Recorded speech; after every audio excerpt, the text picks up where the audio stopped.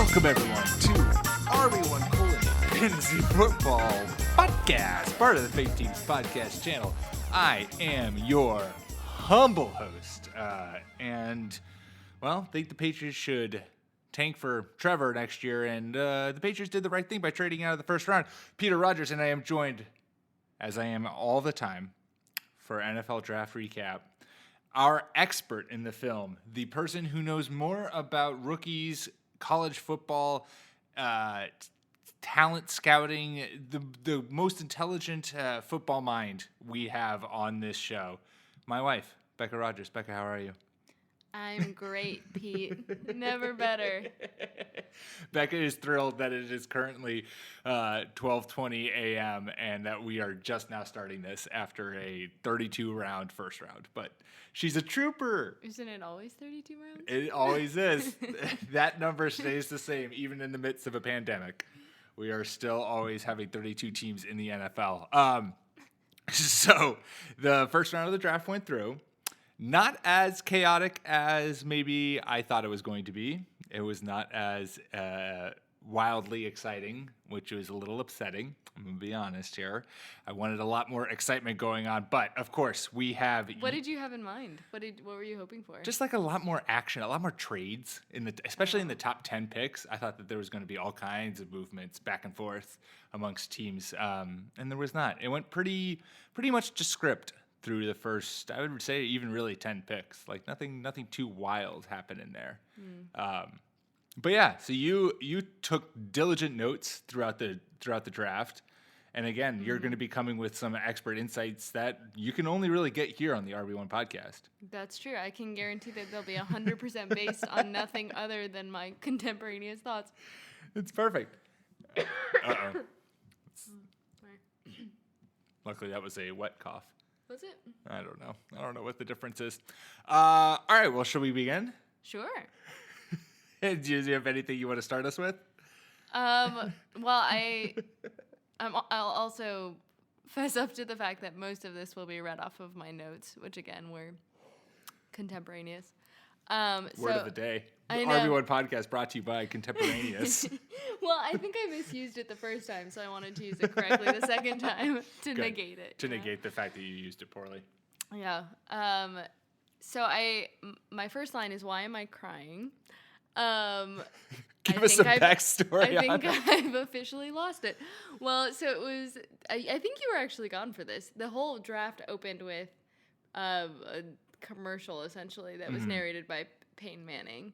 Oh, and sure. It was just like about sports and how like unifying they are and how we need hope in this time. And then it went off the rails at the end and got it went way too overboard. But at first it was just like, oh my God, like this is a semblance of normalcy amidst like all of this uncertainty and disruption. And it just felt like it was like, it was touching. It was something hope. I can, support and feel heartened by, instead of just like the never-ending drone of, coronavirus news.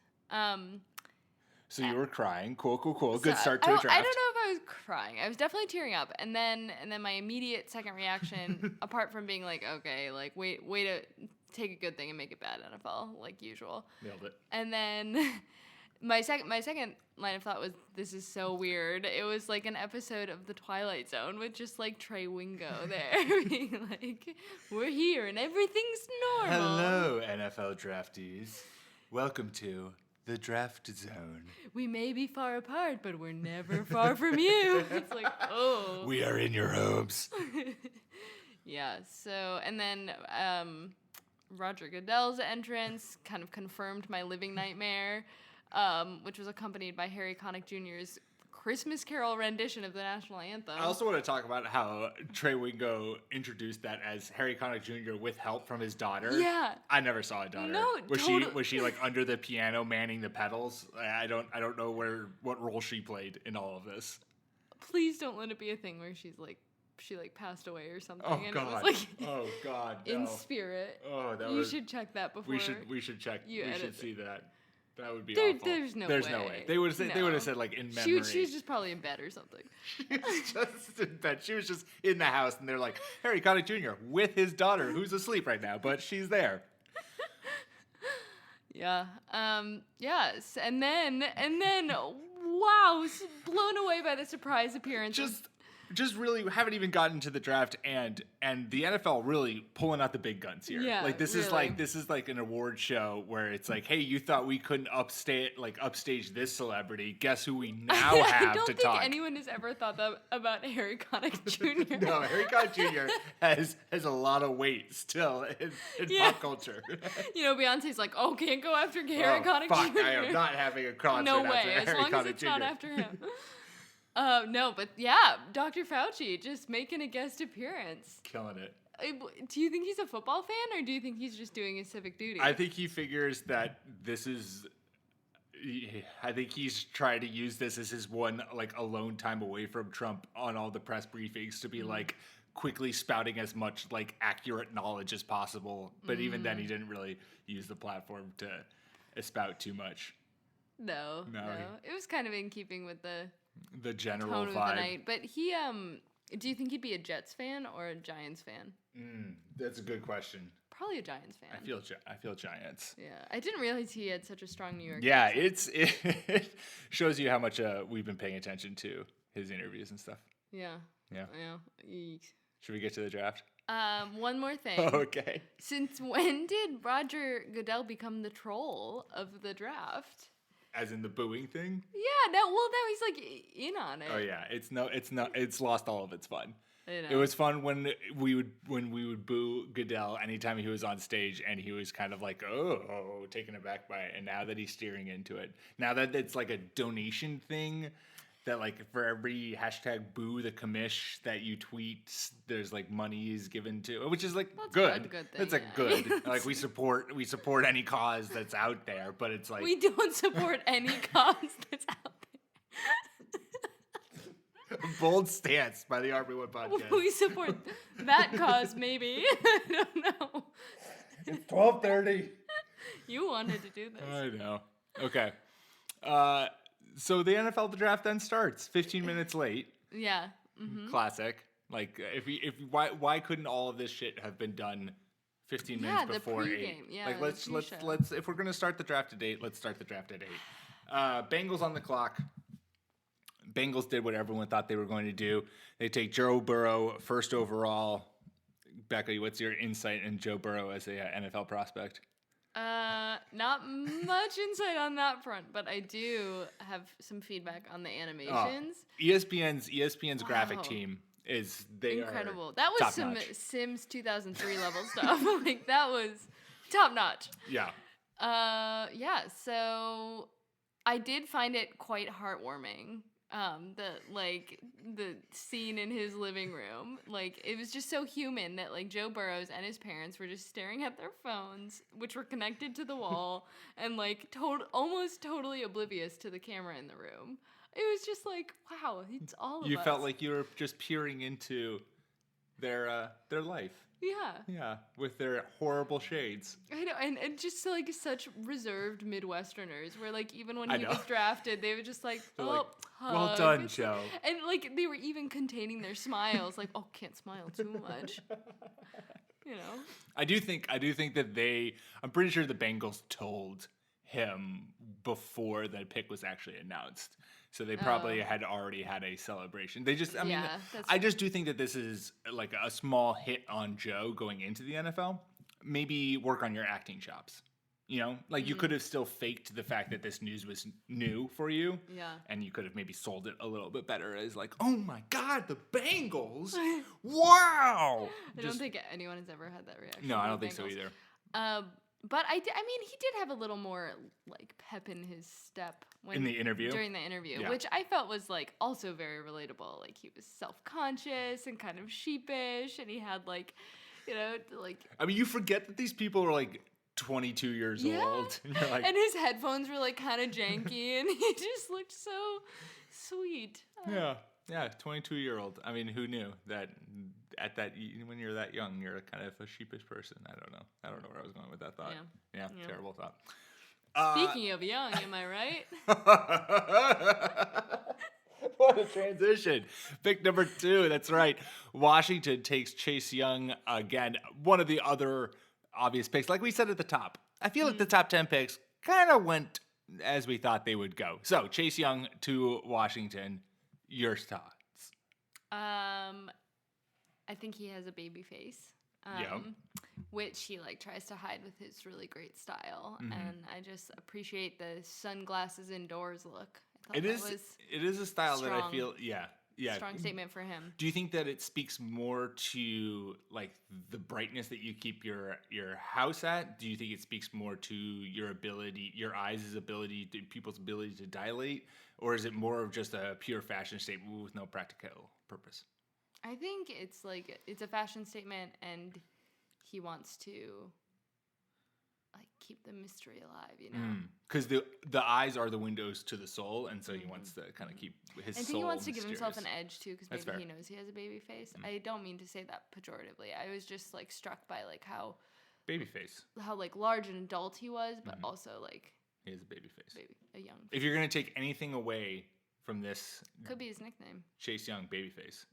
Probably wouldn't like it that much, but Chase Babyface Young. Well, his last name is Young, so babyface then it kind of works. Cool. Pick number 3, Detroit Lions. This is those first 2 picks. Was something going to happen? Yeah, probably not. Number 3, I thought there was going to be chaos. I thought that was going to be when all of the fun happens, and it wasn't. Detroit stayed there. They took Jeff Okudah, the right choice, the best corner in the draft. What does his tape show you, Becca, about him and how he'll translate into the NFL? Jeff Okudah, more like Jeff Okuda. That was all I took away from it, was that I found him very attractive. He looked like Chidi Aragonye from The Good Place with his like glasses and his sweater. You feel like since he's a professional athlete, I feel like this is probably true, but had a similar like wear a sweater vest, but underneath is like a pretty sculpted body. Yeah. Oh, I mean that's Right. I mean he's a professional athlete. I mean yeah. You think and so. a cornerback. And a cornerback. Yeah. Yeah. So I don't know. I'd be excited if I were the Lions. If only for that reason. If only for that reason. Literally only for that reason, because I know nothing about him otherwise. Again, just no one watches tape more than Becca. So at pick number 4, we had our first surprise pick. Again, the Giants we knew were likely going to address the offensive line, but they took Andrew Thomas, who wasn't necessarily on everyone's top for offensive tackle talent, but still an extremely talented tackle. Like this tackle class was pretty deep, and so there was clearly you can kind of take who you wanted in that top spot. Your feelings on this pick?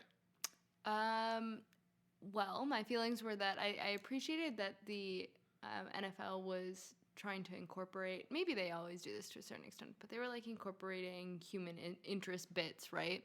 They had a lot of stories. They had a lot of stories. Not that it's a bad thing. I know maybe I sounded like, maybe that the way I said it sounded like, man, they had a lot of stories. It's great to share everyone's story, but there are a lot of stories. Yeah. Yeah. Well, maybe some of them didn't need to be so long, but I just thought I found it particularly striking when I can't remember which commentator was saying it, but he was talking about how Thomas plays percussion and then defined percussion for everyone like that, but really it just means he plays the drums. I'm like, I think we all know what percussion is, like, and also it's probably very offensive to percussionists to just reduce it to playing the drums.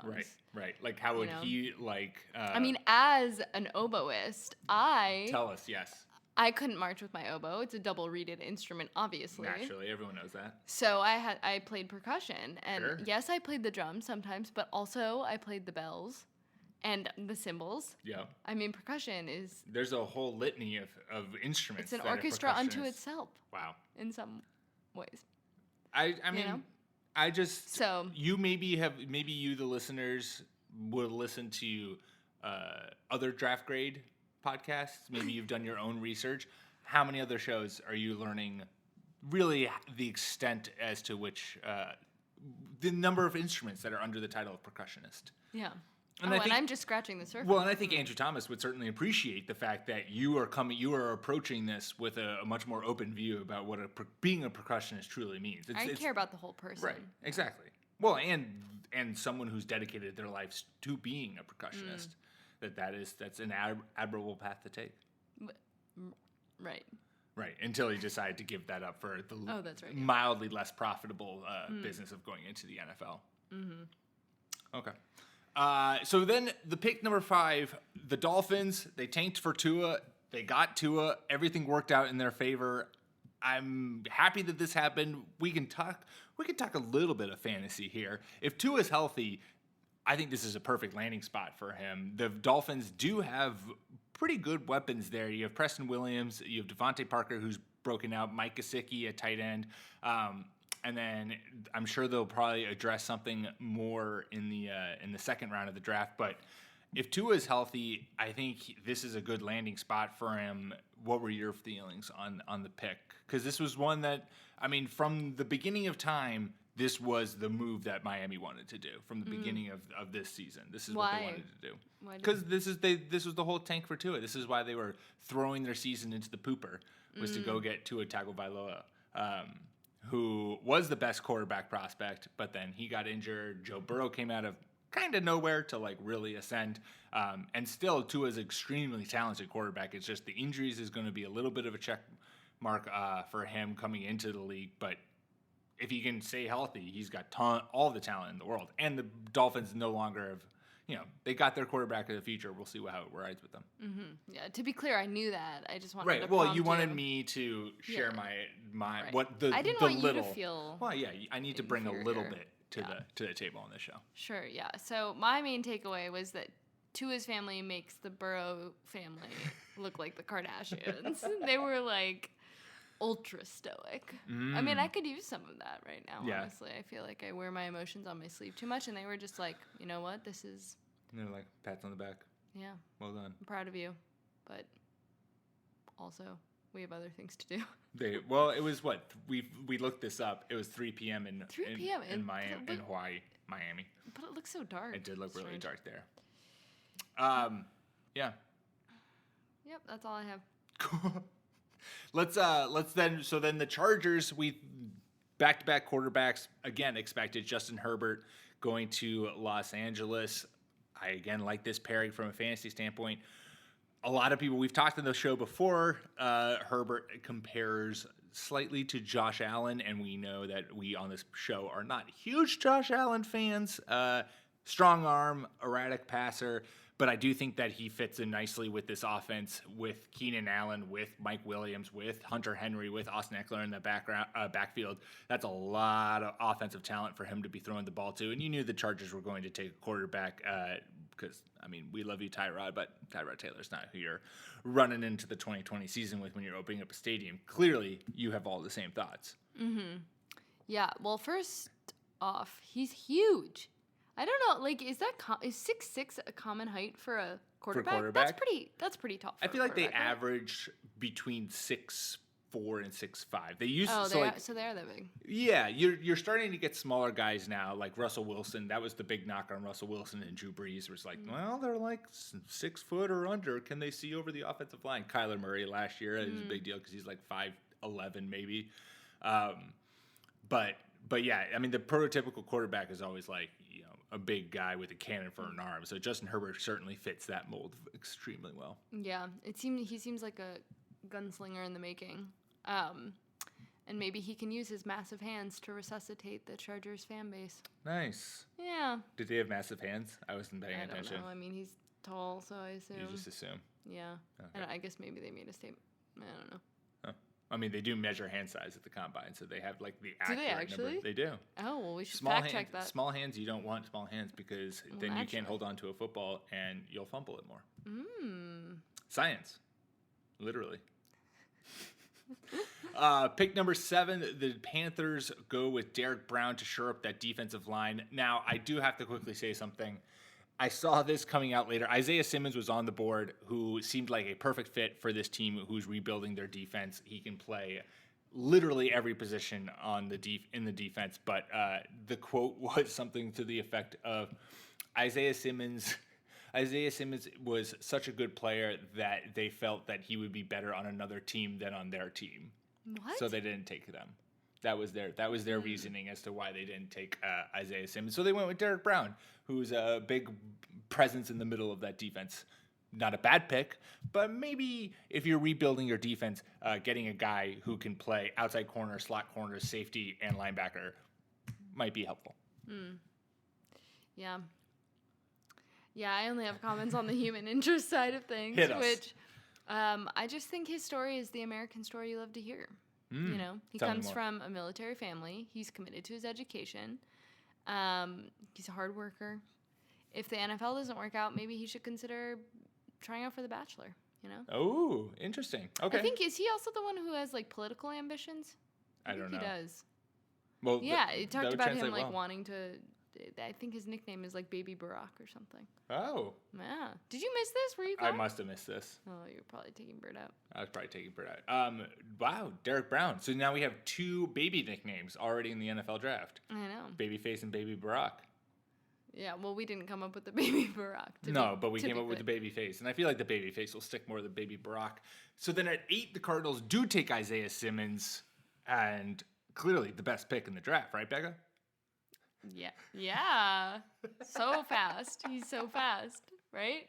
He is fast. He was the fast one. He I was- just have he was 4 the fast one. exclamation points. And so that just confirmed how fast he was in your mind. Yeah. Yeah, Well, you looking at me saying, "Oh my gosh, that's so fast."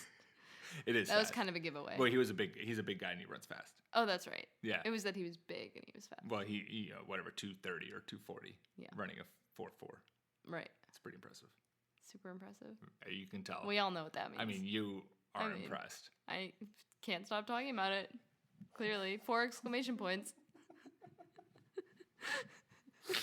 Also, I appreciate the fierce looks that he and his family were giving tonight. You know, this goes to a lot of the families. It makes me think that I should consider, like, putting on a bra or wearing something that's, like, not made of sweatsuit material, because that's pretty much all I've been serving up lately. It's been 5 weeks of this. Yeah. I'm starting to merge with my sweatshirts. It's nice. Things are going well in the Rodgers household. Quarantine is treating us all very well. At 9, the Jacksonville Jaguars took C.J. Henderson to help replace Jalen Ramsey, who they traded away, and A.J. Boye, who they traded away, getting the second best corner in the draft. What do you got for us? I'm going to save my searing insight on this one to keep the mystery alive. Oh, nice. / I went to the bathroom during this pick, so Perfect. couldn't give my contemporaneous feedback. And again, the RB1 podcast brought to you by Contemporaneous. All right. Use it in a sentence. Impress your friends. Do you want to sound smart in front of your friends? Use the word contemporaneous. It's such a perfect word. They won't really know what it means or whether or not you're using it right. It's pretentious light.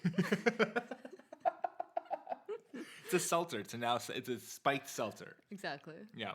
All right. Well, so let's finish up the top 10. We have the Browns doing what we all thought they would do, which is addressing their offensive line. Jarek Wills going there, solidifying that position and getting Baker Mayfield much needed protection in order to utilize all of the weapons that Cleveland has. Fantasy-wise, this is what you want to see. I'm hoping that with a full season of Odell and Baker and this offseason and a coach that can come in and actually maybe take advantage of all these pieces, that we will see the Browns offense be the fantasy juggernaut and just general like offensive explosion that we kind of hope and wanted it to be last year.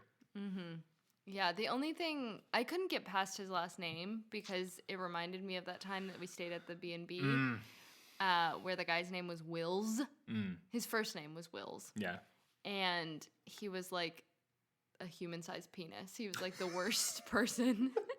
I hope they don't listen to this podcast. I mean, I'm sure they do because we They have probably tens do. of listeners. But Wills. so that's a low bar for Wills everywhere. Sure. And I have faith that Jedrick will exceed it. Well, and he has the added benefit that it's his last name. It's his not last first name. It makes much more sense. The first name is a hard thing to. It's like me calling you Peters Ugh. or Becca's. Like it doesn't. I don't know. It applies like I don't know. Not a fan. Well, it just implies that there's like multiple of you. Yeah, maybe there are. Interesting. Well, I'm sure there are multiple Beccas in the world. I mean, I don't think Becca's that unique of a name. Is there proof? Should we should we start doing maybe multiple picks? Speed this up? Sure, yeah. That sounds good. Okay. All right, so then with that, we had the Jets at 11, Raiders at 12, and Buccaneers at 13. We'll tackle those three guys. Mekhi Becton goes to the Jets at 11. Henry Ruggs, with a little surprise, being the first wide receiver off the board, going to the Raiders at 12. And then Tristan Wirfs to the Buccaneers at 13. Your thoughts on those three picks? Let it ride, Becca. So for Becton, he seems like a sure Becht. He's so big and so fast, and he may just take the Jets from dismal to disappointing. Wow. Which, I mean, we all got to start somewhere. I mean, that's a vast improvement for them. Yeah, so totally. Round of applause for the Jets. Mm-hmm. Yeah, I have a note here that says Trey Wingo's overview was cringeworthy. That was kind of par for the course tonight. I mean, I don't want to be too hard on Trey Wingo because he had a tough job, but Trey, yikes! Some of these backstories were like some of the segues. Were told. Yikes! Yeah. Don't have much to say about Henry Ruggs. He was in a robe, so. Mm-hmm. And I'm not the first person to make this joke, but here's hoping that he's at home in Las Vegas and that, at home as he was in his living room. Oh, because he was wearing a robe. Got it. If he feels as comfortable. Yeah. Quickly, I'm still figuring out exactly how I feel about Henry Ruggs in Las Vegas with the with the Las Vegas Raiders now. I think I've long said on this podcast, Henry Ruggs is a legit number one wide receiver. He's not just a deep speed guy. Mm-hmm. And the Raiders certainly need a number one receiver. But I'm a little worried that Derek Carr, as someone who doesn't love to throw the ball downfield or really push it, I don't know what Henry Ruggs is going to exactly what Henry Ruggs' kind of ceiling or role is going to be in 2020 for fantasy purposes. I still like him definitely in dynasty leagues, but I want to see a little bit more and see what this offense is before I kind of pull any triggers on Henry Ruggs in terms of redraft leagues. That being said, there still is plenty of targets that he could be seeing coming his way. So PPR, maybe he's someone to keep eyes on just because there's not a lot of people playing in Las Vegas in that offense right now. But we're moving on to 13 with the Buccaneers. Yeah, Tristan Wirfs. That content, that was my favorite backstory probably.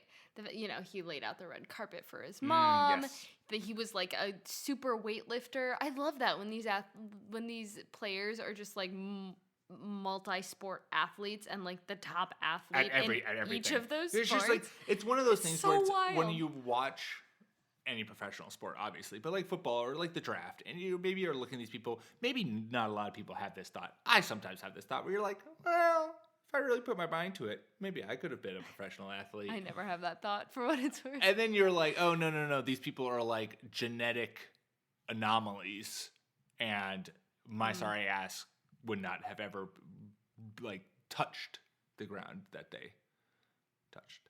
I don't know if that's true. Maybe not his ground. Well, but thank you.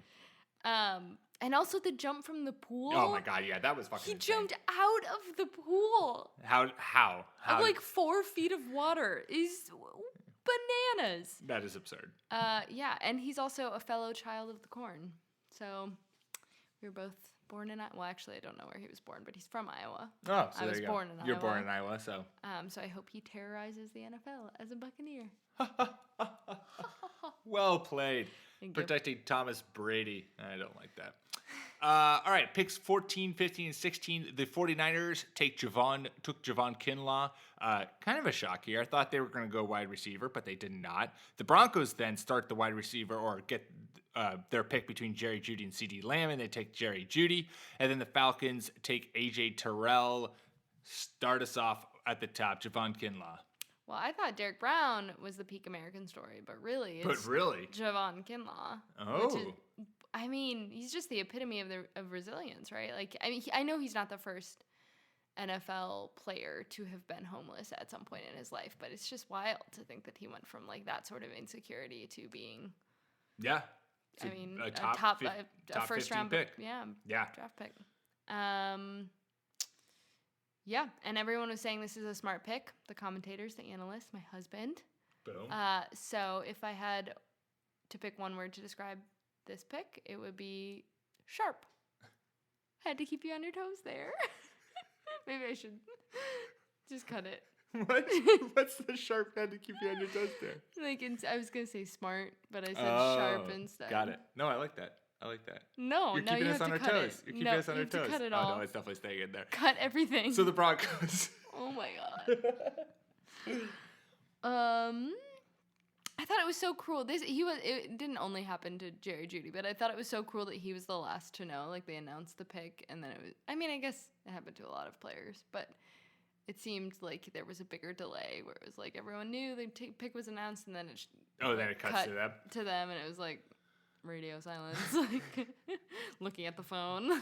But yeah, maybe Jeudy will put Denver on the map again, or at least help me remember what the QB's name is, because I couldn't tell you that for the life of me. That's not on you. Literally, the last one I remember, I think, is Trevor Siemian, which was like Wow. years ago, wasn't it? Yeah, but that's Or also Brock a Osweiler random was ass before- one to pull I out. don't know Trevor why. Siemian. Wasn't he? Didn't he? Yeah, he played there. Was he a quarterback for Minnesota at any point? Is that I why don't I think would so. remember him? I don't know why I remember him. I don't know. That's a random one. That's a random name to pull out as the last Broncos quarterback you remember. That's my deep knowledge. Jerry Jeudy in Denver, I really like this landing spot for him. I talked about this a little bit on our Instagram story, which you can go follow, Fake Teams. But him paired with Cortland Sutton, that's going to be a really dynamic young wide receiver duo.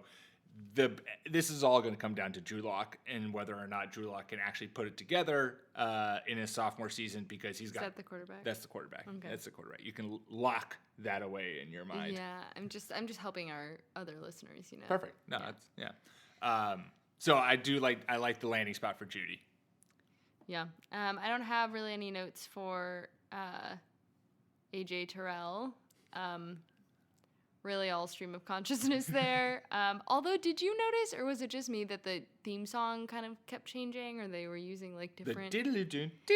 Yeah, I don't know. It just like it sounded like a high school band mixed with like a Jetsons theme song at this point in time, according to my notes. And then I noted it changed later too. I mean, maybe I'm just distorting it in my head. Maybe you were just getting a little. Yeah. I mean, it was late. You were just your brain was shutting down. That's fair. If it was happening at that point, what's happening now? Oh my goodness! This is why this is a great podcast. Since we're halfway through the draft, and we're also then halfway through the podcast, we're going to take a quick ad break.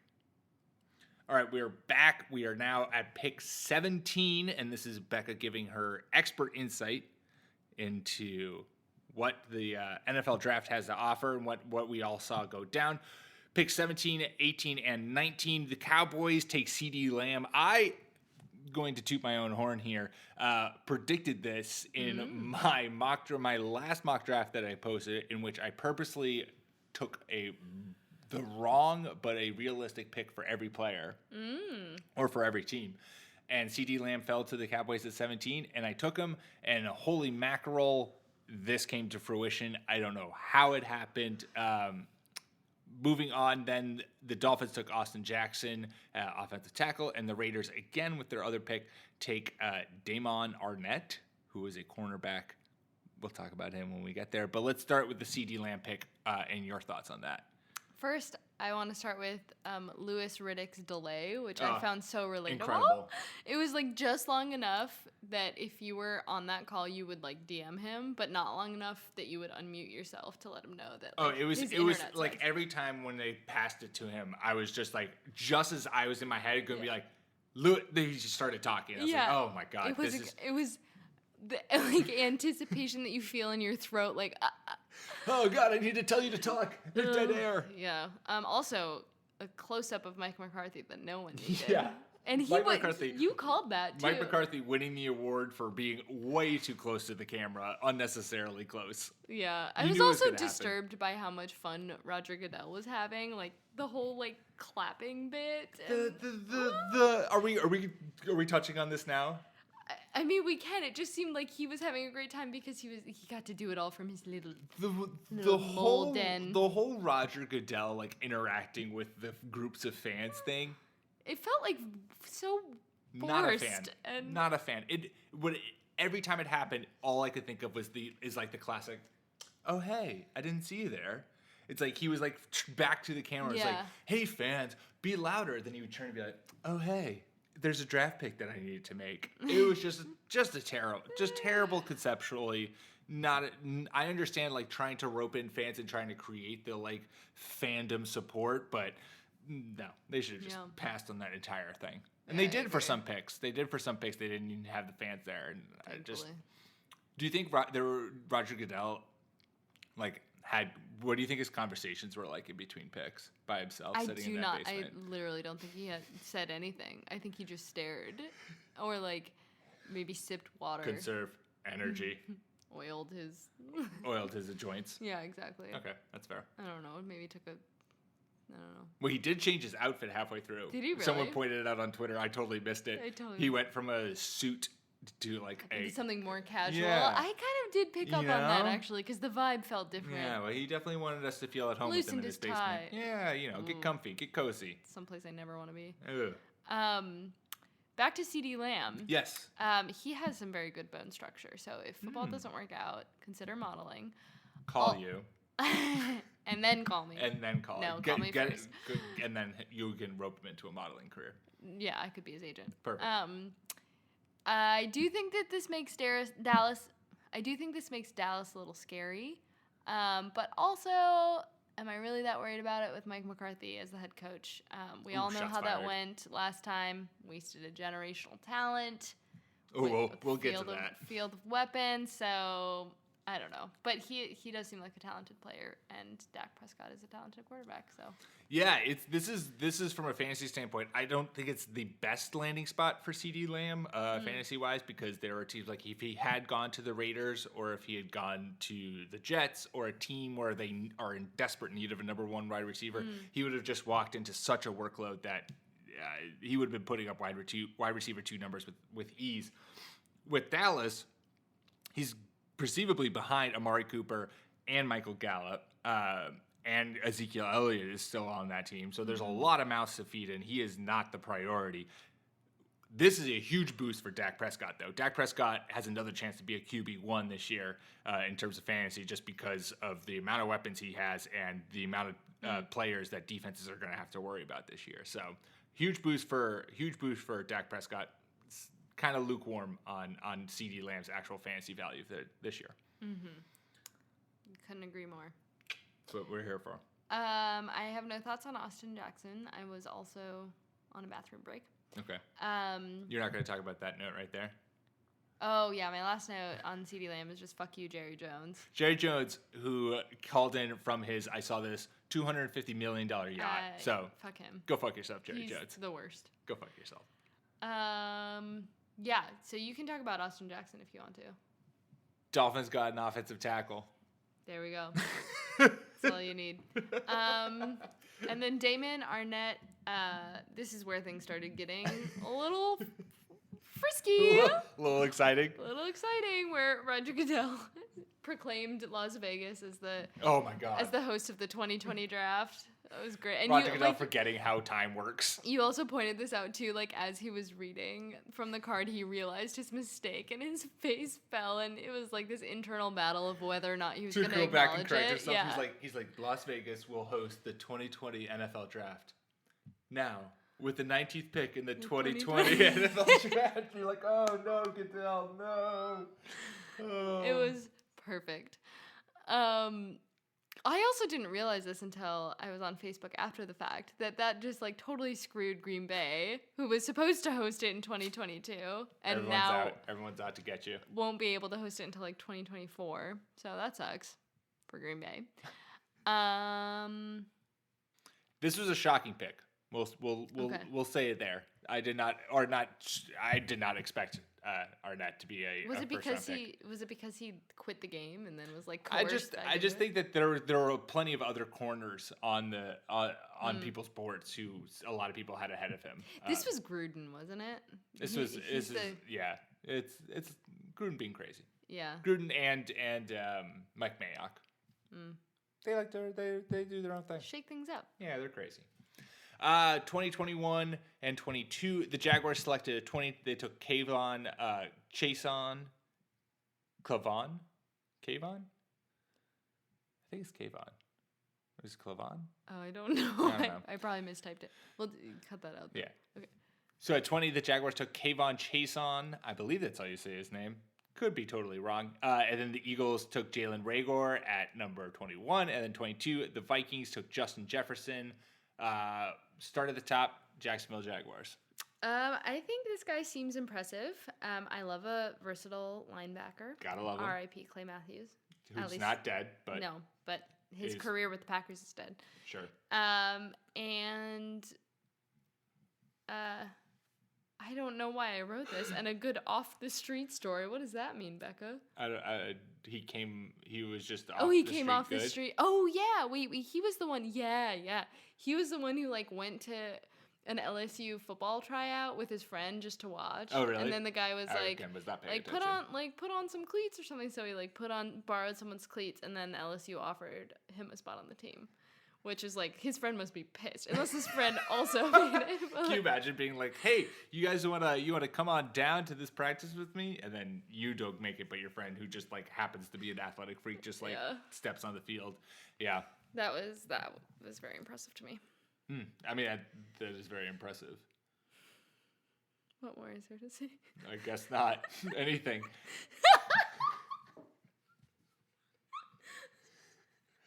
I guess not anything.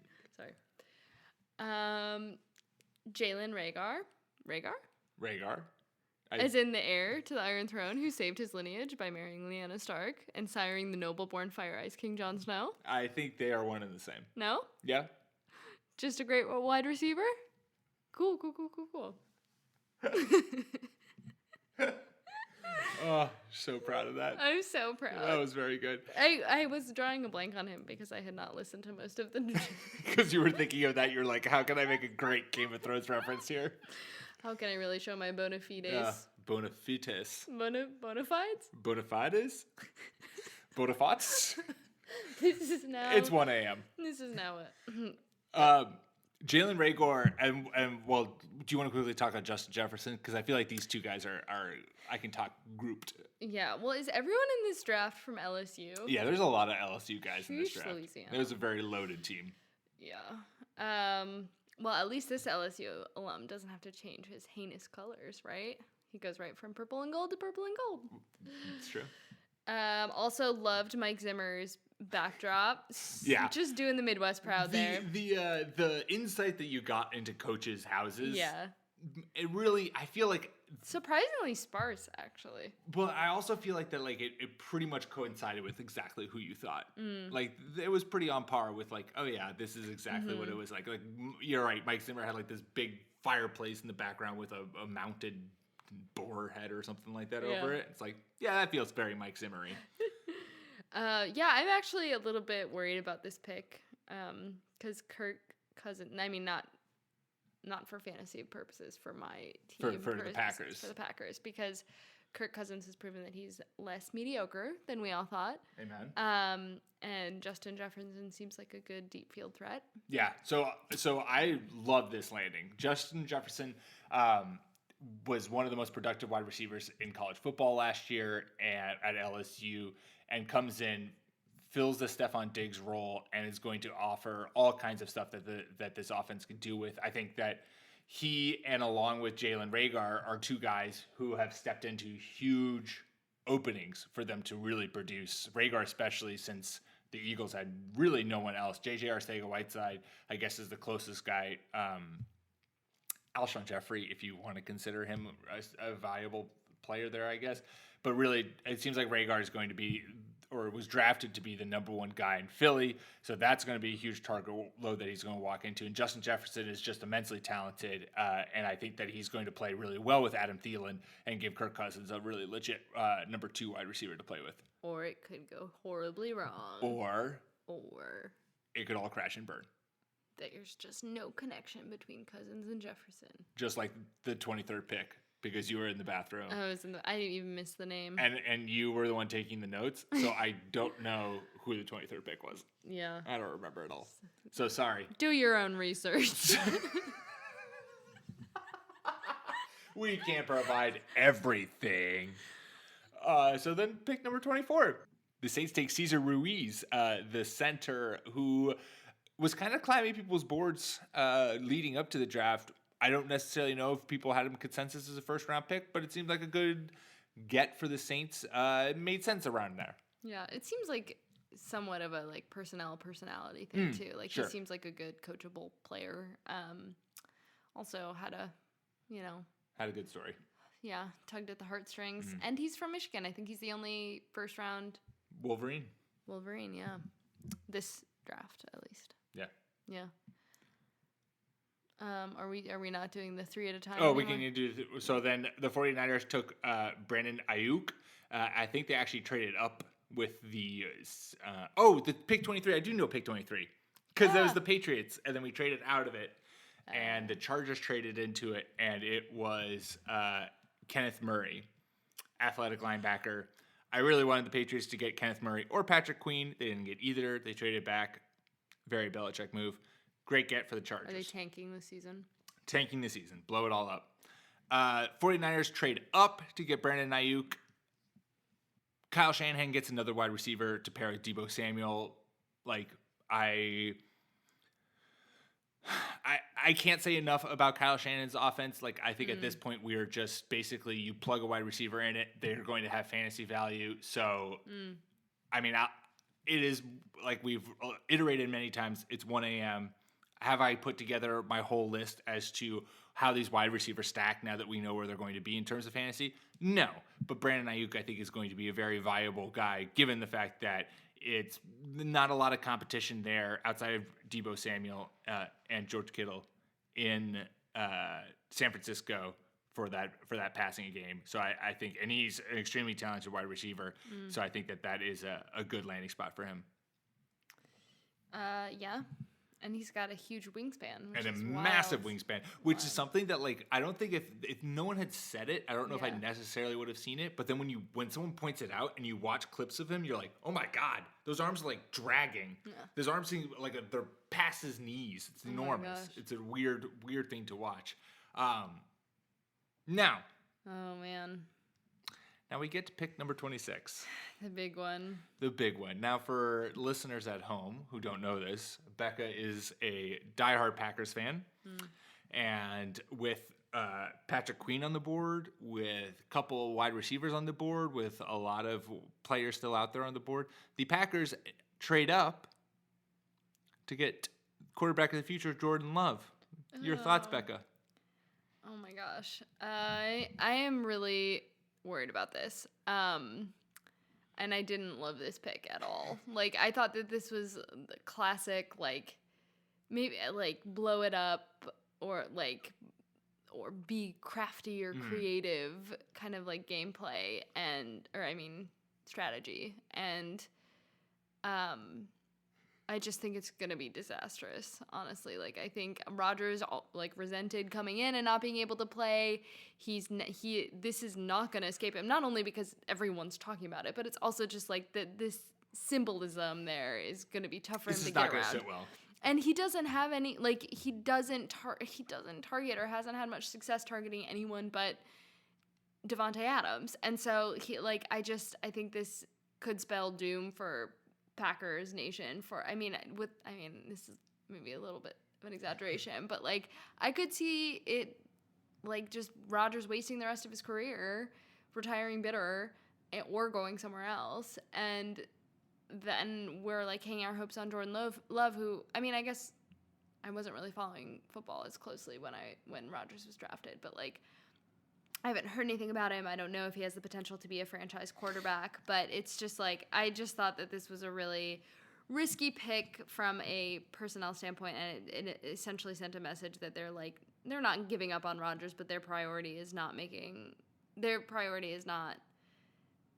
enabling Rodgers to win a Super Bowl or two. It's building a team for the future, their team. And the weird thing is that they moved up for him. Yeah.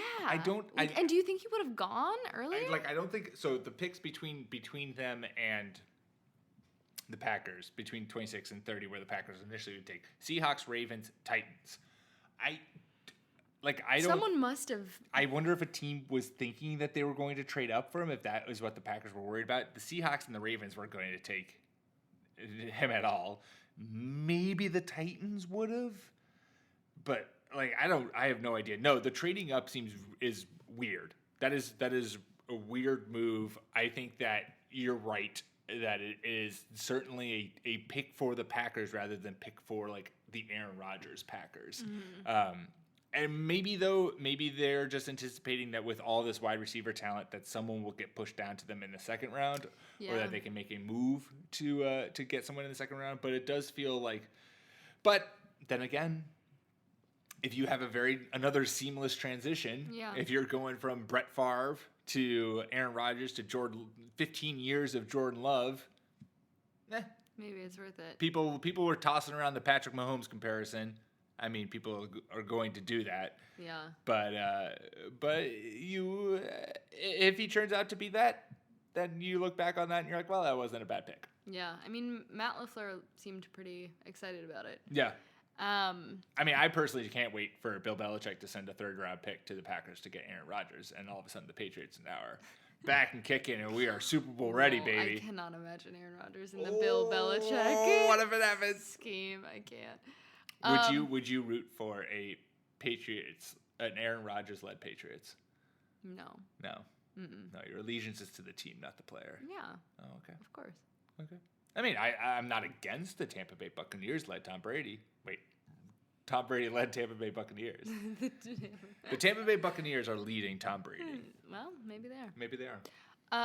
Also, I just wanted to say that this was another cringeworthy moment where Trey Wingo was trying to honor the family's wishes and telling the story of Jordan Love's father, and it just came out in a really unfortunate way, and it felt like it was kind of shaming and stigmatizing mental health issues, and I just found that very off-putting. And it not only did I think it was not necessary kind of color, if they wanted to include it, they should have done a better job of how they kind of told the story. So, yeah.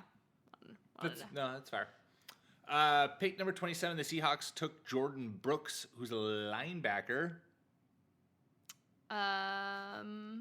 Wow, things hit a mood at this point. This is a very Seahawks pick, in which there was a Patrick Queen sitting there for them, and they decided to go with not him, and instead took a linebacker who you were like, oh, okay, sure? Question mark.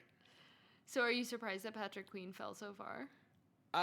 Not particularly, but I am surprised that another linebacker was taken ahead of him right before, and I'm annoyed as a Patriots fan and as a fan of the AFC that the Ravens, a team who needed a linebacker, who needed basically exactly what Patrick Queen was, had Patrick Queen just fall very nicely in their lap at 28.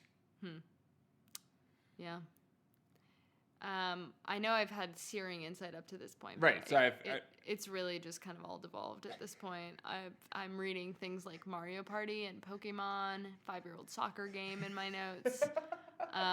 It's hard to say what I was thinking. It's hard to say where Becca's mind was a mere hour ago. Truly all over the place. I mean, this was your favorite thing, and this was recurring, so we'd be, remiss not to talk about it. Mel Kiper Mel Kiper. was on one. If I could get some of what he was Mel Kiper was on a substance consuming. that I feel like is illegal in 50 states. Yeah. And he just looked like a Muppet on, I don't know, Adderall or something like that. And you were pointing this out. He just seemingly also was like profusely sweating. I think he just got sweatier as throughout the night. Yeah. It was a sight to behold. And just, I mean, honestly, it was inspiring. But like I was everyone, like, wow, how is he keeping up that energy? Because they cut to everyone else, and everyone else was like very much like, stand still, like sit still. We're in the, like, my headshot is all squared perfectly. And it's like, here's what I have to, and Kuiper was like, well, I'm just flailing and flapping and moving my head all around. And you're just like, oh, okay, Mel Kiper, just doing your thing. Good for you. Yeah. Yeah, also energy I could appreciate was Michael Irvin. That, he was like spot on every time he Michael talked. Irvin I was is like, a collectic, wow, yes. you are the entertainment here. Like, I would just sit and watch you. Oh, he's entertaining, that's for sure. I don't know, maybe I'm just getting small doses speaking of of entertaining, the Titans took Isaiah Wilson, offensive tackle, but that's neither here nor there. We don't care about the pick. What we do care about was was Mike Vrabel's war room. Oh my gosh! What was going on there? What I don't know what the like. You have to look at. I tweeted this out, so you have to find the picture yourself. Mike Vrabel sitting at a desk. To his left is his son, I would assume, someone with a stash and a mullet, appeared to be in his 20s, wearing old Mike Vrabel Pro Bowl jersey. Over Mike Vrabel's other shoulder was some guy in like a morph suit with a the like Tennessee circle for his head. Logo kind of is and the like morph suit. Classic blue jump gym shorts. And then in the background, literally there's the door open, and in the background there's a guy taking a dump. I swear to God, he's taking a shit in the background of this. And I don't feel like everyone in there didn't realize there was no explanation. There was no explanation for that tomorrow it's gonna be like, oh, he wasn't in the bathroom, he was just sitting at a desk or something. There was no explanation for the insanity that was this setting that we were just like suddenly thrust in on. Well, is Mike Vrabel known as like a weird, strange guy? I don't think so. Maybe he was just fucking with everyone. It was just really unclear given the apparent ages of everyone, what their connection to him was. Everything was confusing. That was kind of the chaos that you wanted. That was the chaos I wanted. That was the kind of chaos I wanted from the stay-at-home draft. And we had to wait all the way till 29. But I have to say, it gave what we needed. Yeah, I'm glad we hung in there. But I'm sorry to Isaiah Wilson that he was upstaged by so many white boys. Yeah. I'm sure that will not happen in Tennessee. No, definitely not. All right, final 3 picks. We'll get through them. The Dolphins took Noah. Oh, I'm going to let you pronounce that one. Noah Igbinoghene, I think. Yeah.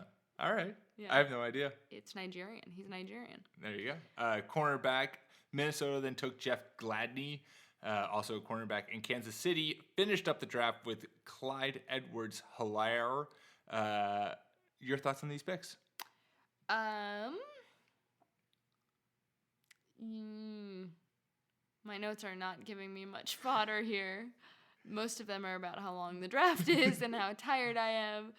I'd be interested on your take on Clyde Edwards-Helaire because he's the first running back. He is the first running back taken, and not who I thought was going to be taken. Really? Yeah, there are 3 clear running backs in my mind who are above him, but he was someone who certainly there was a lot of excitement about him leading up to the draft. He kind of was climbing up people's boards. A pass-catching back obviously makes a ton of sense in Kansas City. He's someone who I think would pair really nicely in that offense, and with no one really in that backfield, he does have a lot of fantasy potential if he can kind of take that role and really hold on to it. But we'll see. Really run with it. But we'll see. It's a little upsetting because they did draft Darwin Thompson last year, whom I have in a dynasty league, and now they've kind of overlooked him. Oh, no. So, I don't know. I don't know what's happening there with Darwin Thompson. But Clyde Edwards-Helaire, first running back taken to end out the first round. I had a bold prediction that 6 wide receivers and 2 running backs would be taken. Ooh. One off on the running back So there count. were 6 There were 6 wide receivers, but I was off on the I also said that Jordan Love and Justin Herbert would go ahead of Tua, and that didn't happen. Tua went number 5 to the Dolphins. And I said there would be 3 trades in the top 10 picks. That also didn't happen. But we had still some chaos. Yeah. Any final thoughts? Yeah, I just want to say, like, for as much shit as we rightfully give the NFL, The NFL deserves lots of shit. lots of it, heaps of it, steaming Piles of heaps of shit. Yeah, but I was surprised at how well executed it was. Like, there were, like, the classic little pauses, but for the most part, it was seamless, and part of me was grateful for it because it made it seem a little bit normal. I liked the little noise for the pick is in. Like, there was semblance of a normalcy, which I appreciated, and I feel like if you're gonna criticize, you also have to give credit where credit is due. Amen. And they did a good job. Yeah, no, I thought that was a good production, especially since they did a test run on Monday, and evidently it was a complete and utter shit show. So they got it together, and it definitely worked well. It was a good, it was quickly thrown together from a production standpoint, and I'm cute. And how do you coordinate that? Yeah, many I don't know people how you and do it. That many cameras. Oh man. But they did, and it was successful all around. Certainly a good product, an enjoyable first round. Yeah. Again, long. It's always long. I always forget how long it is. Yeah. And we still have 6 rounds to go. Plenty of action to still happen. Hopefully some craziness goes down. There's a ton of wide receivers there that are still out there. Tons of big names that still have to go off the board. But that is it for us tonight because it is late and we have to go to bed. Make sure to subscribe wherever you get your podcasts. We're on iTunes, Spotify, Stitcher, the whole 9 yards. We are there. Find us at the Fake News Podcast channel. Make sure to subscribe. Make sure to follow us on Twitter at RB1 Podcast. You can follow myself at PM Rogers. And follow Becca at LaBecca Ryan. Thanks for coming on as always. Yeah. Of course. We'll talk to you guys next week. Until then.